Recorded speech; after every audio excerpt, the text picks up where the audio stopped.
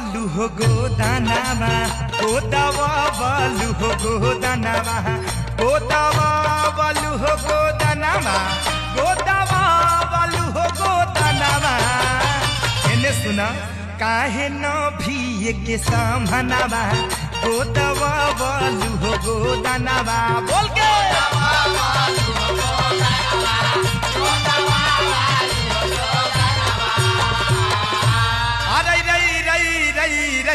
अरे आओ पीस का मैं महिपाल भैया एकदम मोह के घी अलगा कर दो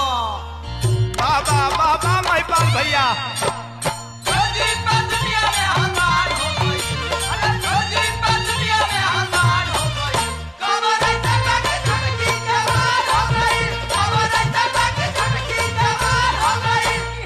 एकदम हरिया रहा हरिया पीस के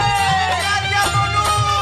कमर ऐसा के धड़की जवान हो गई कमर ऐसा के धड़की जवान हो गई